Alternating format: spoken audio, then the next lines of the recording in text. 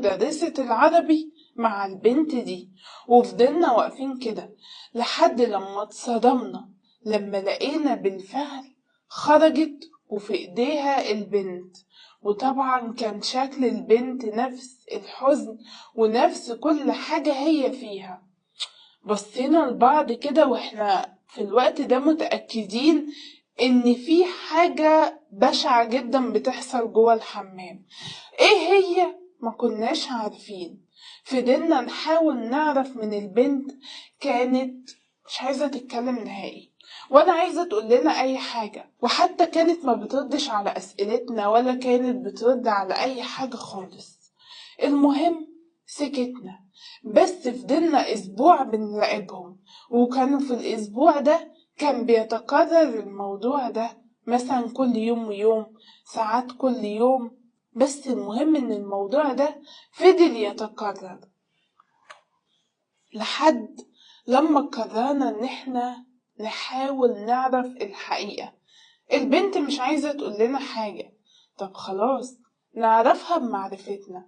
انا اساسا معروف عني اني انا ذكية جدا وان دماغي سابقة سني، ومحدش خالص بيصدق اني انا صغيرة، لان دايما تفكيري تفكير ناس كبار وناس ناضجة جدا، وغير اللي في سني نهائي، سابقة سني بمراحل كبيرة جدا. المهم قررت ان انا اجيب كاميرا صغيرة احطها في الوقت ده في التويلت، ونعرف من خلال الكاميرا دي ايه اللي بيحصل جوه التويلت. وفعلا جبت الكاميرا ودخلت انا وصاحبتي في اليوم ده، حطينا الكاميرا دي وكانت كاميرا صغيرة كده، وقمنا حطيناها.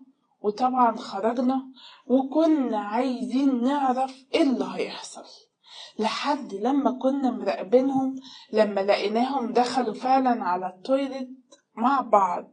كانت دايما تقول لا ده انا ببقى في الحمام وهي تيجي تدخل، بس طلعت واكتشفت ان هما بيدخلوا هما الاتنين مع بعض التويلت. المهم فضلنا واقفين على اعصابنا وما كناش عايزين حد يشوفنا نهائي، وفعلا ما خليناش اي حد خالص يشوفنا لحد لما خرجوا من الحمام بعد فترة. وفعلا دخلت انا وصاحبتي، خدت الكاميرا دي علشان محدش يشوفها ويحصل لنا مشكلة كبيرة انا وزميلتي، وقعدنا نشوف ايه اللي ممكن يكون بيحصل وايه هي اللي مدرسة العربي ده بتعمله في البنوتة دي. المهم